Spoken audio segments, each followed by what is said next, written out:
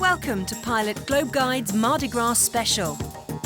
Join us on a trip across time and round the world to the wild and ancient festival known as Mardi Gras or Carnival.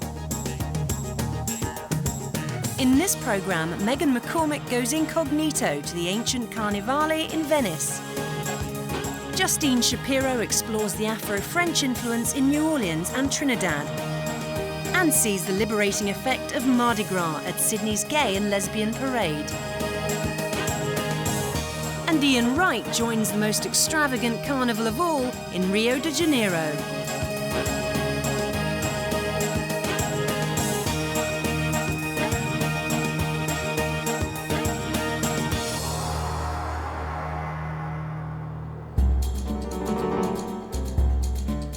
Roman Pompeii may seem a strange place to start a story about a Christian feast, but these murals depict Mardi Gras' predecessor, when 6 weeks of rituals to Saturn, god of new growth, would end with an orgy to the god of wine, Bacchus.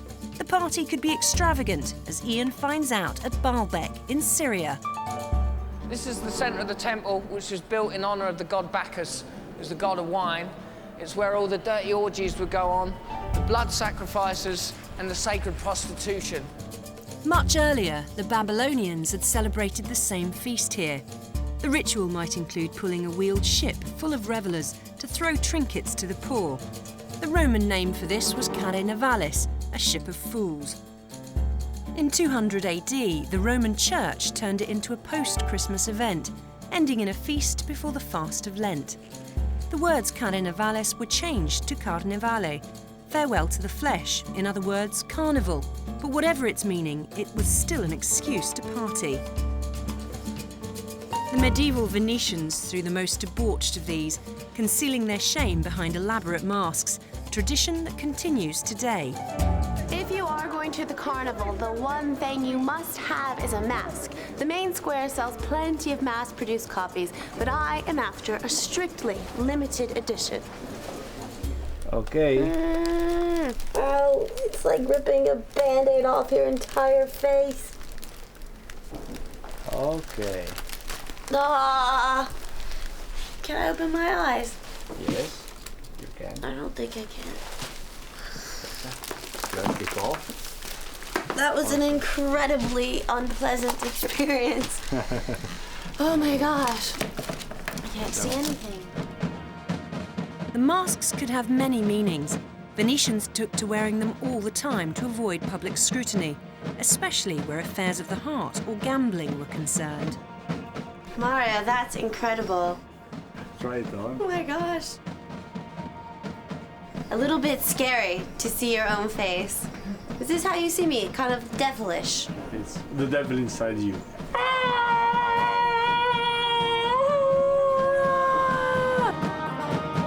But the masks encouraged crime, and laws were created to stem the debauchery.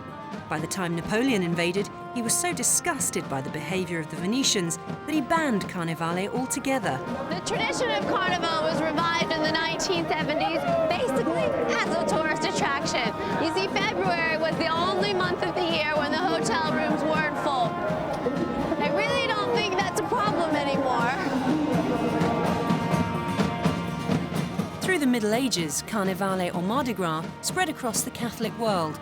The French, Spanish and Portuguese took it to their colonies, where it took on a new meaning and new influences. The first Mardi Gras in America was in Mobile, Alabama in 1704. But in 1827, the former French settlement of New Orleans picked up on the idea. Justine heads there for the most famous Mardi Gras of all. Initially, it was just a ball. But as it grew, local societies called crews would build decorated floats from which to throw trinkets to the crowds, just like the Babylonian Carre Navallis. the ancient ship of fools had returned. The Mardi Gras celebrations extend the party back to the day before Mardi Gras and carry on the tradition complete with crews and floats. Literally hundreds of thousands turn out to watch the spectacle and to catch throws and doubloons.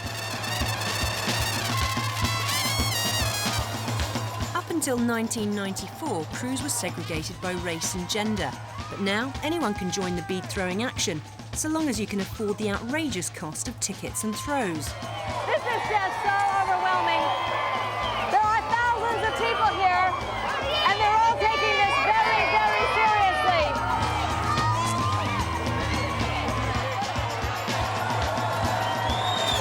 It's the most fun I have ever had doing anything. Really? Then how much do you spend on the throws? For two of us, we spent about $1,200. $1,200 on throws?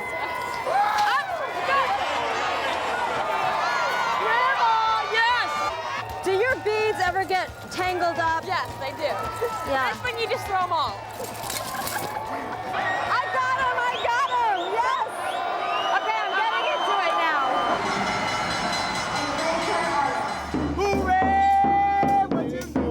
now. Today is Mardi Gras Day, and I've come off the beaten track to the Tremé neighborhood just north of the French Quarter.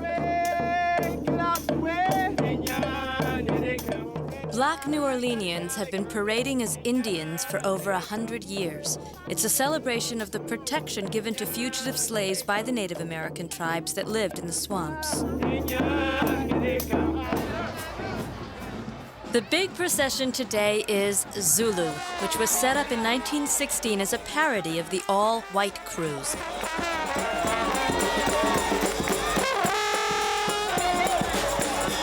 Like every crew, Zulu has its dress rules. Instead of a mask, participants wear afro wigs and face paint in a mockery of racist stereotypes.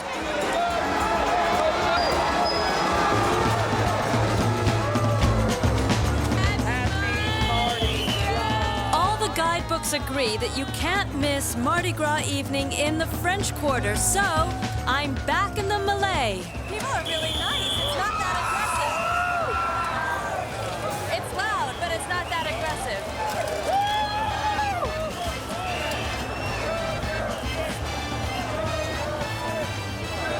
Down on Bourbon Street, beads aren't just given away. An exchange is expected, and some girls manage to get lots of beads. Guidebooks are wrong when they say, come to Bourbon Street in the French Quarter to experience Mardi Gras. The locals don't come here, the tourists come here. It's turned into a big college frat party. At the stroke of midnight, police march down Bourbon Street and the whole party comes to an end. No, it doesn't. I mean, technically Mardi Gras is over, and today is the first day of Lent. This is Lent in New Orleans.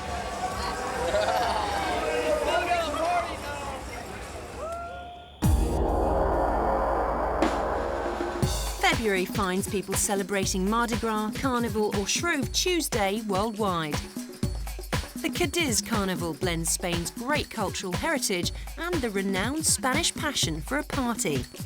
For 500 years, only England has held a pancake race and now shares it by internet with Liberal in Kansas. As old as the Venice Carnival, the 3-week version in Nice is bigger, better and still involves water fights and egg throwing. The 400-year-old Gilles de Binche festival in Belgium is so full on it gave us the English verb to binge. From the revelry of the Weibersnacht, Women's Night, to the parades of Rose Night, Cologne's Carnival is one of the finest.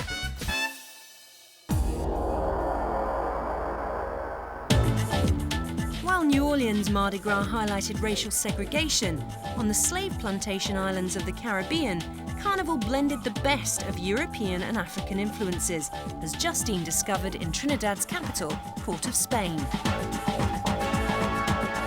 Colonized by the British, French, and Spanish at different times, the population here is a potent hereditary mix of Africans, Europeans, East Indians, Chinese, Latin Americans, and just about every color in between.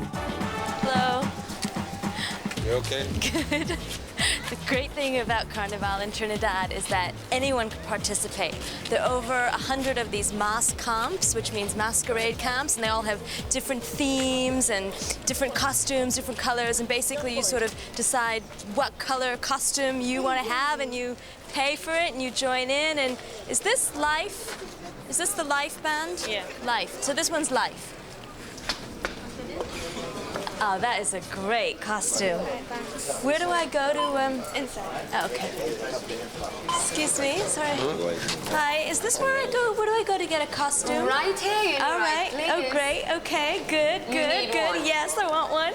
We also don't, but I have something. Yeah, yeah. I'm gonna show you what I have. Okay. I have something like this. Wow. It's very, very bright. Yeah. Well, actually, what you may like more would be something like this, which is a lot bigger. Really? So That's your headdress. I like blue. Blue's a good color. So, This is your waistband.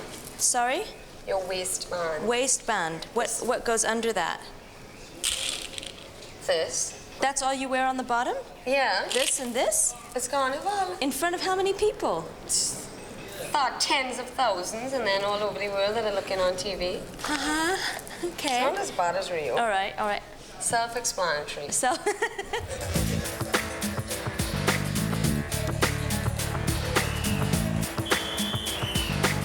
it's Carnival Tuesday, what the Trinidadians call the best show on earth. It's time for some liming and whining and chipping.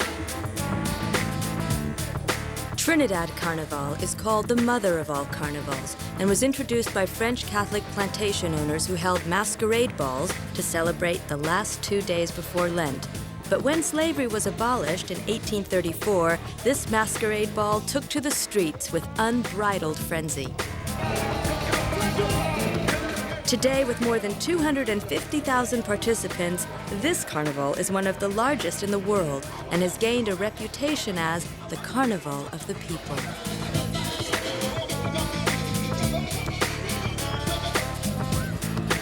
How long have you been in Carnival? About 14 years. 14 years, and what do you love about it? Everything about it. Meeting beautiful people like you. Yes. And enjoying ourselves. Music is the backbone of Carnival. The steel pan drum and calypso were born here, so if you want to get the most out of Carnival, you got to know how to move to the music Trini style. Whining is a word they use here, and it doesn't mean complaining. It means Enjoying yourself. enjoying yourself. Yes, whining is... A kind of movement, right? Yes, it's a movement. Kind of a Whining means sexual movement. Gyrating. Your waist, Your waist. pulsating, Pulsating. and moving. Oh my goodness Really gracious. nice. Can like any man walk up to any woman and just start whining? No. You must have consent from the girl to whine on her. Yeah. You know? You like this done? Yeah, I like this whining Of course, business. You must whine. Oh my goodness, what's this? Are we still whining? Trinidadians have taken the art of whining to new levels. Many of these skimpily clad revelers have spent months at the gym in preparation. This is the moment to be noticed. The festivities escalate into the night until suddenly, at the stroke of midnight, everything stops with a bang.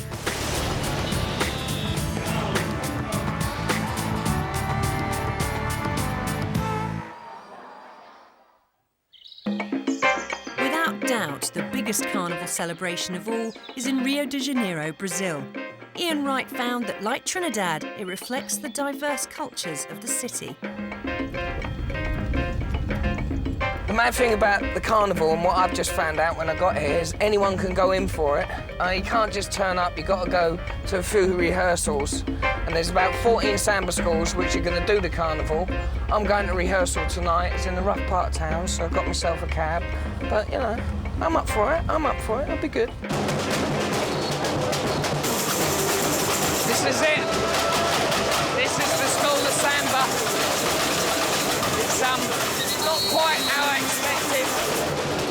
I thought it was going to be in a little room with wooden floorboards and mirrors and, you know, old women going, this is where you start painting sweat.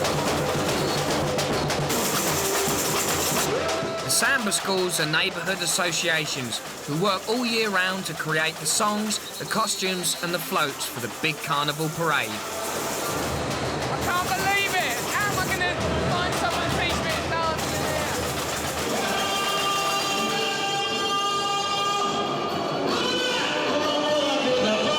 Bacchus de Polaris is one of the smaller samba schools in Rio, but in the week leading up to the main parade, rehearsals are at fever pitch.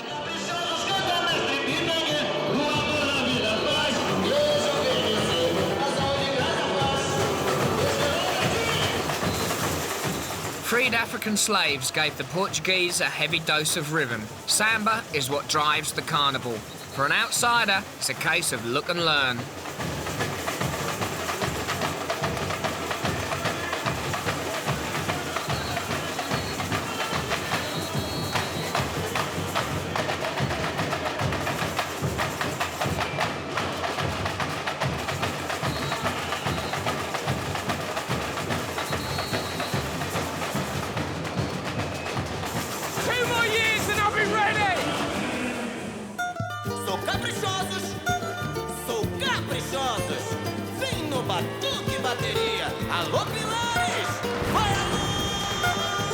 More than just a party, Carnival Parade is a serious competition. Its arena, the massive Sambadrome.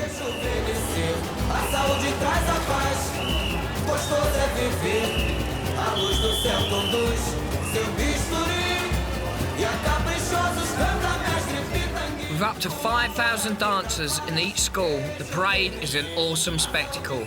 Competing to outdo the others, floats, costumes and dance steps. The winning school is hailed as the pride of Brazil. Each samba school has a theme, often a political message or some social comment. But this can be hard to find among the thousands of glitzy costumes, half-naked bodies and pulsating drums.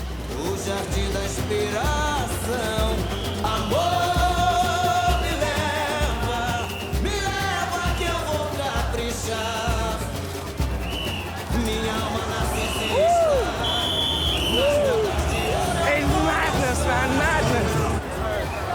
It all starts when you're outside and the tension builds up and you're waiting and then the whistles go and the fireworks and when you come down to the arena where everyone is, it's just absolute madness and you hit it, everyone's cheering and then it's like a dream for about an hour just there, just looking up the haze of sort of like dancer and just craziness and then you come out and you want to go again.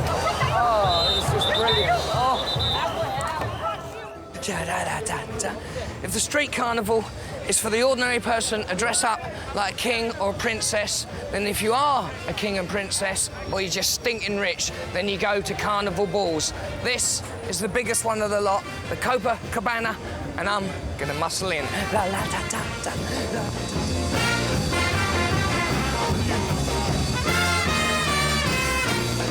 At $300 a ticket, the Copacabana Palace Ball is a to-die-for event for Brazil's rich elite. What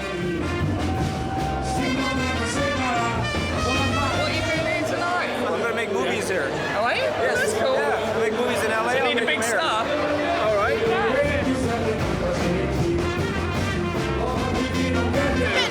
I'm looking for the champagne. Yeah, we were looking for the champagne.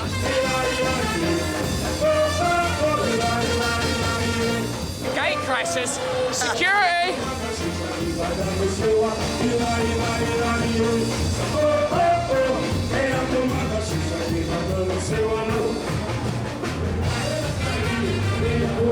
I'm not complaining on that end, but I think I've got to go somewhere that's a bit more wild. And when it comes to wild, there's nothing in the world to touch the Scala Gay Ball.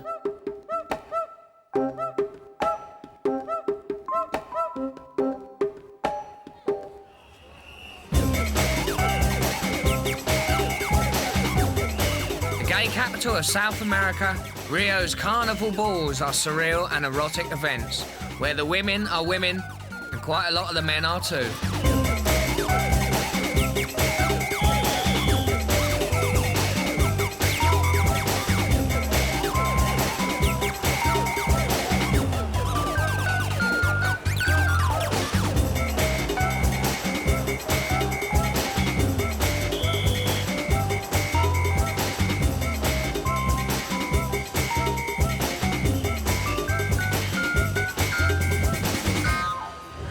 I got my coat gun up now.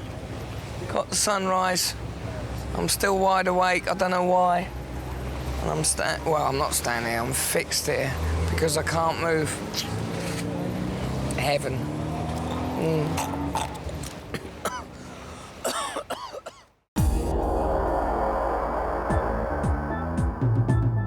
It's mid-February and everywhere people are making merry. Viareggio lays claim to the most spectacular Italian carnival, with satirical puppets and practical jokes aplenty. Colombia's best carnival is 4 days of dance, flower floats and music, where having fun is the law. Hungary hosts the bizarre Busa carnival, where horned, blood-soaked men fire cannons of debris at the public. Mexico's huge Veracruz carnival is less shocking, but more fun, with dancing, floats and food galore.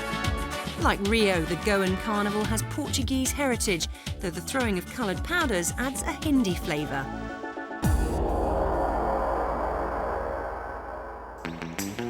Mardi Gras has always been a liberating experience. After the 1969 Stonewall riots in New York, the gay community found positive protest in the riotous Mardi Gras parades.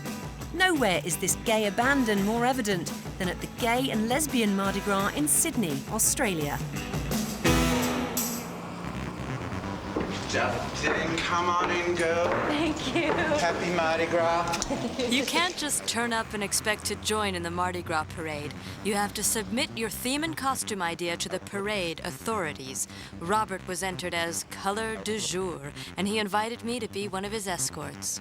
This is it! It's Mardi Gras! Where's Robert? It's Dykes on Bikes! Sydney has a long history of wild parties. There's a legend about the founding orgy, when the women of the first fleet of ships finally disembarked after an 8-month voyage and made merry with the male convicts.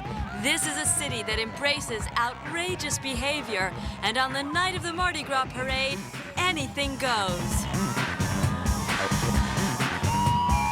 They say that there's 1 million people here, but it feels like 2 million.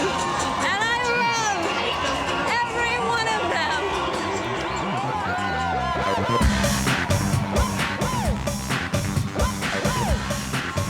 What does Mardi Gras mean to you? It's a celebration, a festival of gay and lesbian rights.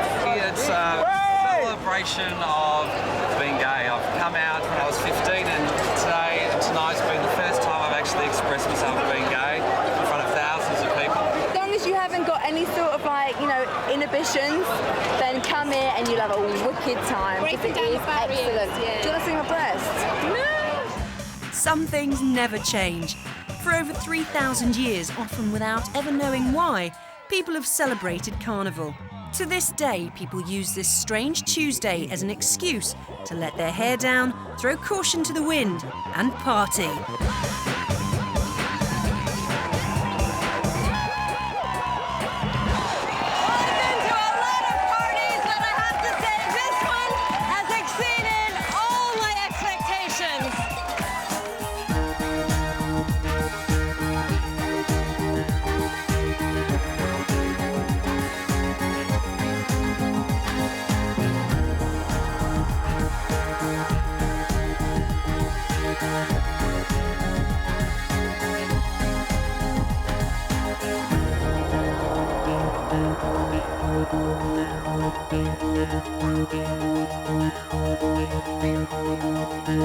Thank you.